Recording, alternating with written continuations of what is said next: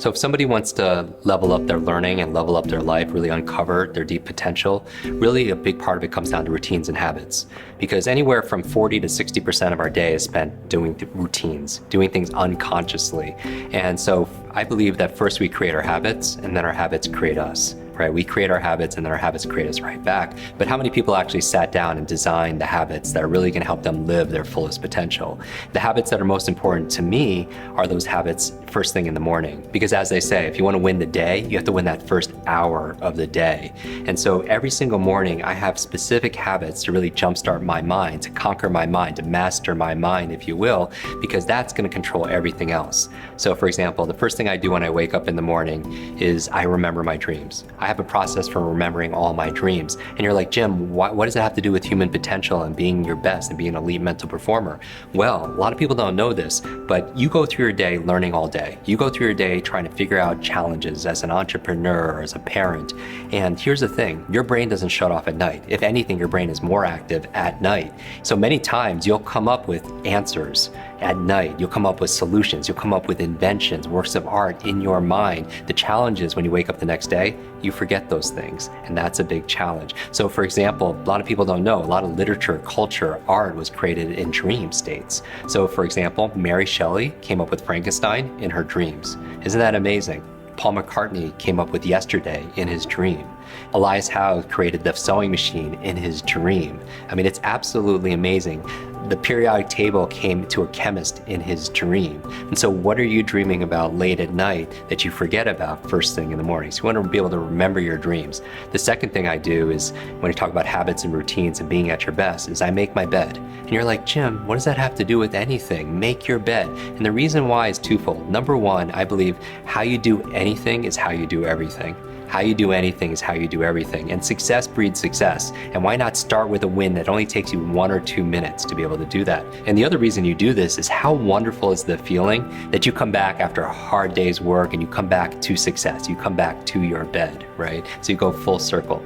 Another thing I do every single morning in terms of habits routine is I brush my teeth with the opposite hand. With the opposite hand, you're like, Jim, what does that have to do with anything? Why would you use your opposite hand? It's more difficult. That is the reason why, because you train yourself. How you do anything is how you do everything. So you want to get comfortable being uncomfortable, because if you put limits, Bruce Lee has this phrase that says, if you put limits on any area of your life, then it's going to pervade other areas of your life. So I want to challenge myself constantly. But the other reason you use the opposite hand is it engages the opposite side of your brain and actually builds brain muscles, because as your body moves, your brain grooves. They did a study at Oxford University where they had jugglers. They found that jugglers actually have bigger brains. They created more white matter in their brains because as you move your body, it actually stimulates different parts of your brain, because it's not just a brain-body connection, it's a body-brain connection, and that's what science is telling us. Another thing I do is every single morning is I take cold showers. And you're thinking, Jim, I love this up to now. Why do you say cold showers?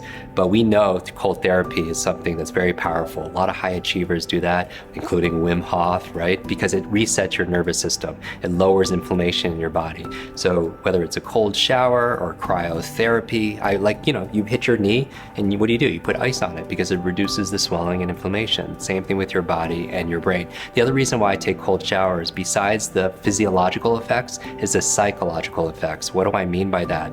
How you do anything is how you do everything. But when you put yourself in difficult situations, something that's uncomfortable, but still not life-threatening, and you push yourself, because a lot of times in that shower, even to this day, I'm like, I want to get out of this. My body is screaming, get out of this. But when you calm yourself and you bring centeredness to it and you resist that, then all of a sudden that pervades other areas of your life. Then it allows you to have more confidence, and it gives you more resilience and more grit when you're at your job, when you're on stage teaching something, when you need to be there confidently, with your child. That really shows up.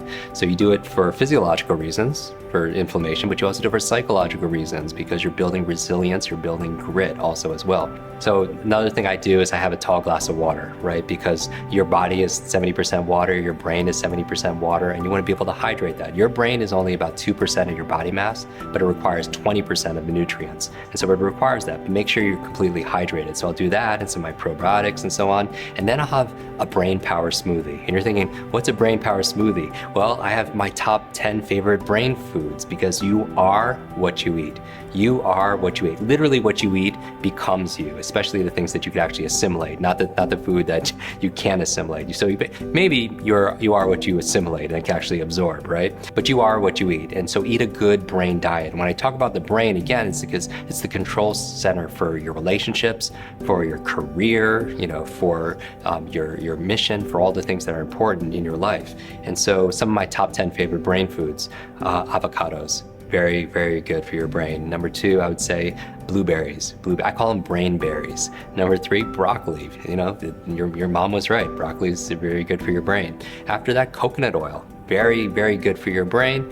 Eggs, very good for your brain. Essential fatty acids. Green leafy vegetables, very neuroprotective. Wild salmon. We're talking about fish oils, as I would say, wild salmon, sardines, very good for the brain. Turmeric, extremely good for the brain, very anti-inflammatory. And I like to make a golden tea, if you will, or a golden milk using turmeric. You always put some pepper in there because it helps you to be able to absorb it better as well. Some people like honey, some almond milk as a base, very good. Another great food for the brain are actually walnuts. Walnuts are very good for the brain. And even if you notice, when you look at a walnut, it looks like what? It looks like the human brain. Actually, in nature, there's certain foods that they actually communicate what organs they serve. So for example, if you take a carrot and you cut it down, it actually looks like an eyeball, right? And so it's an interesting signature that nature has, a sign of nature. They tell you the sign of what it's gonna heal.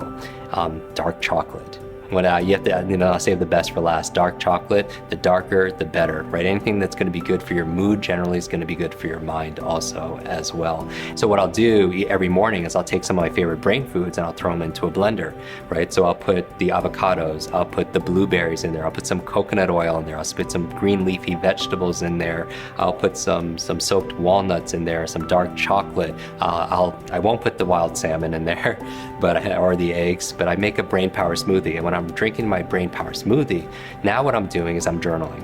And this is where I take time. And my journaling has to do with a lot around gratitude. I list the things that I'm most grateful for, because gratitude, again, rewires the brain, because what you tend to appreciate appreciates. What you appreciate appreciates and grows in your life.